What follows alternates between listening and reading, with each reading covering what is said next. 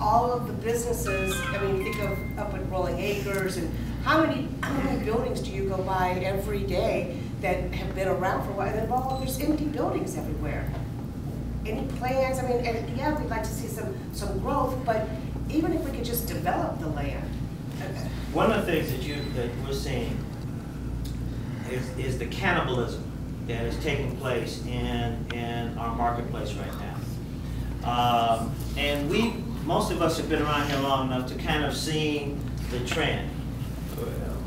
When I was a kid, everything was downtown. We used to catch the bus on Copley Road. My mom used to take us, and we'd go down and shop at O'Neill's and Polsky's and Jaegers. Anybody remember Jaegers? Okay, yeah, it's the Jaegers. We're telling our ages. Some of the younger people, they're like, man, I never heard of Jaegers. But Sears, Woolworths, Scott's Five and Dime, that was the center. Then you start seeing the shopping plazas were built.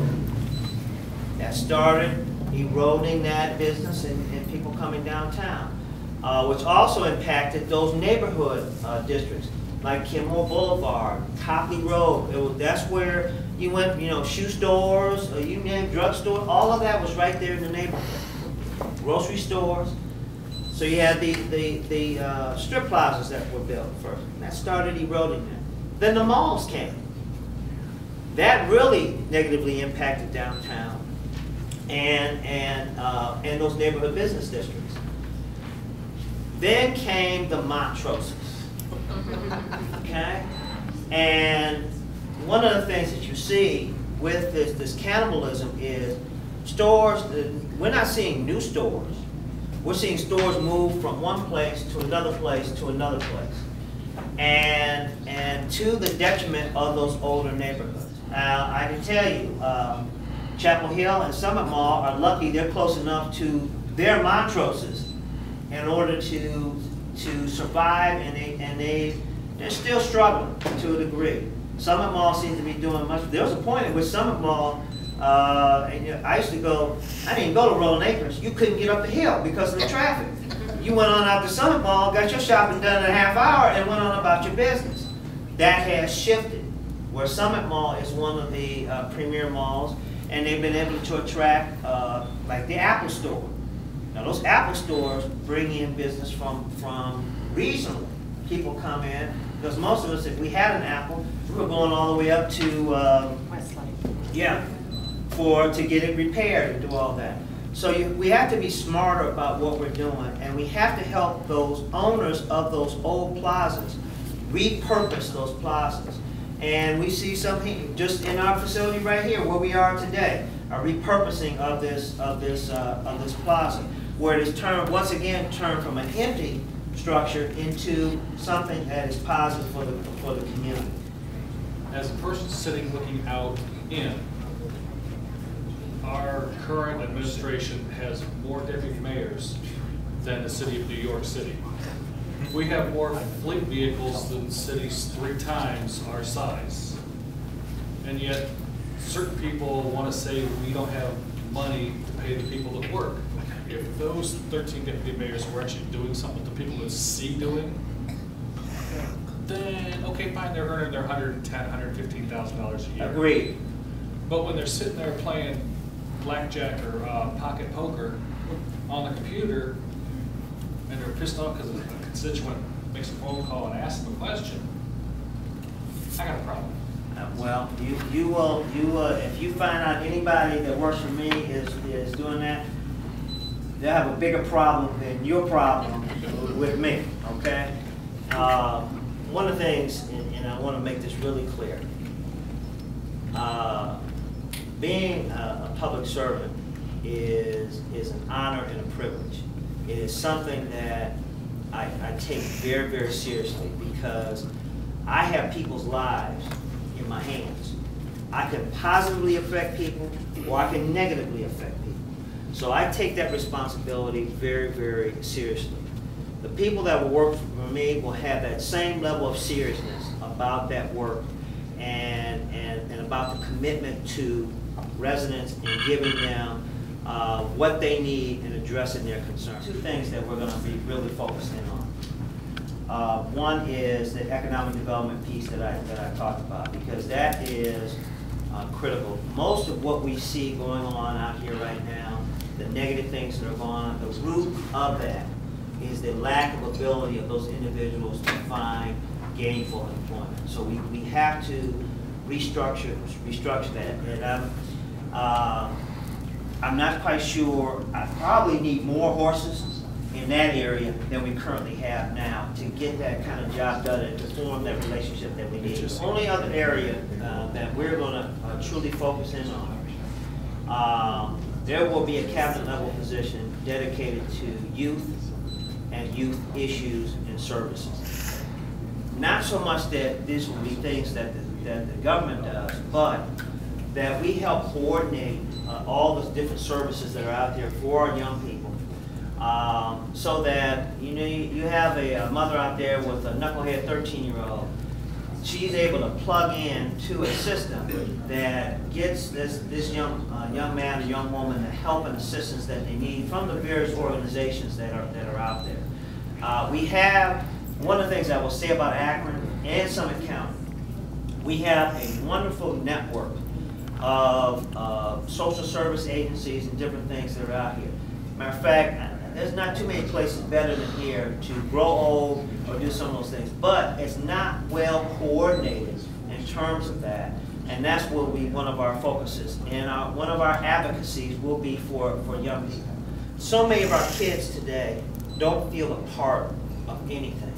They're just out there, and we can blame parents. We can point a lot of fingers. We have to change that dynamic, because these young people, they're going to be one of two things. They're going to grow up to be leaders and contributors to our community, or they're going to be burdens, and they're going to suck up our resources, whether that's in a jail or other negative ways.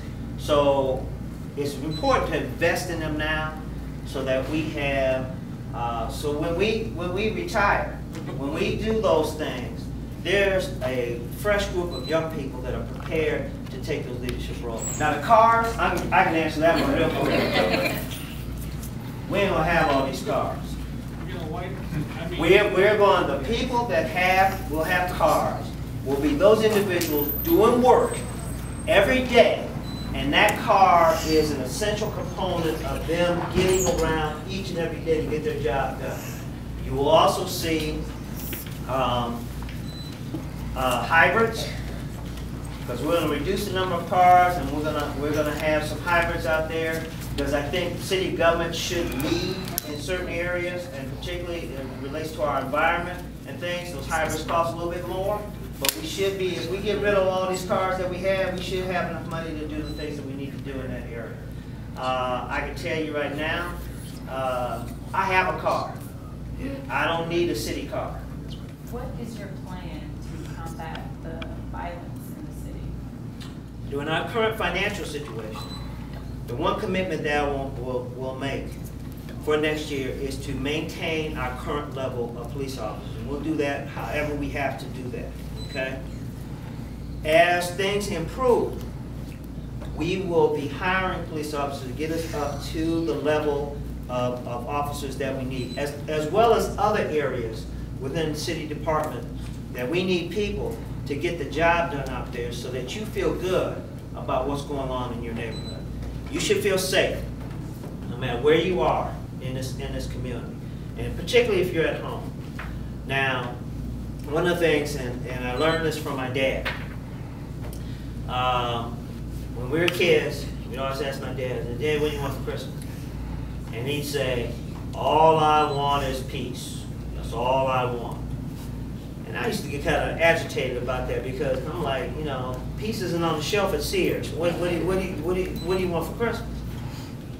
But now that I'm older, I understand that concept. And you should be able to come to your home and have peace. You should be able to sit on your porch and have peace. You should be able to walk in your neighborhood and have peace. And that will be our objective, is to deal with those minority of individuals who would destroy our communities and ensure safe communities for the majority. Kids are going to be out of school next week. Yes, they are. What programs are we going to have for kids in your administration? I know that when I was working in social services, we had quite a few programs for teenagers during the summer. I think that's been cut quite a bit. I'd like to see, my neighbor's house was just broken into yesterday, possibly by a couple of younger people, considering on what they took. I'd really like to see in our area, I'm just off of Market down by Aqueduct. There's nothing for kids over there, Yeah. nothing. I remember my childhood, crystal clear.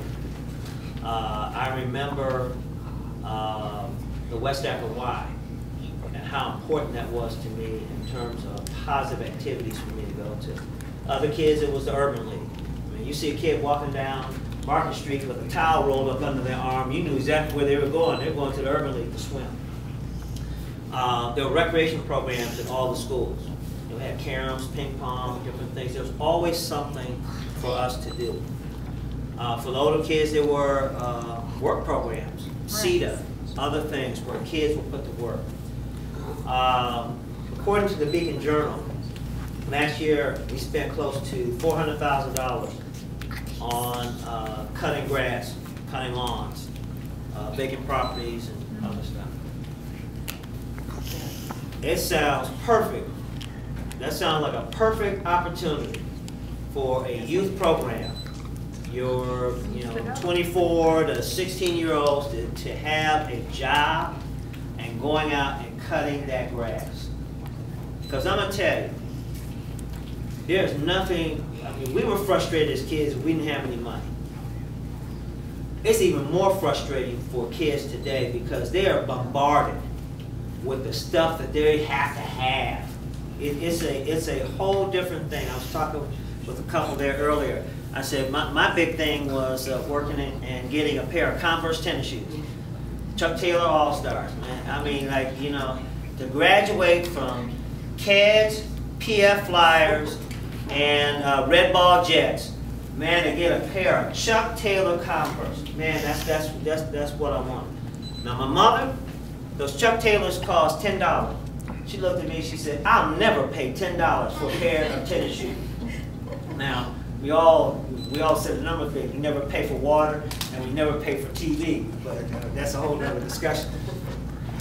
So I understand how important that work was.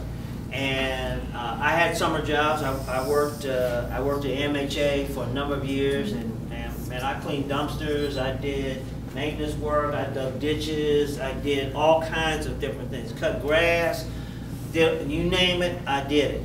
And I was enriched by that experience, and also I had some money in my pocket, not only for me, but also to do some things for my family as well. You see many young people that go out to buy their school clothes or do other things to help their parents.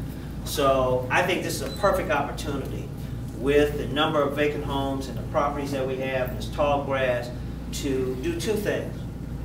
One, more effectively deal with those issues of the tall grass and put money in the pockets of some of our young people here and channel their energy into something positive as opposed to something negative.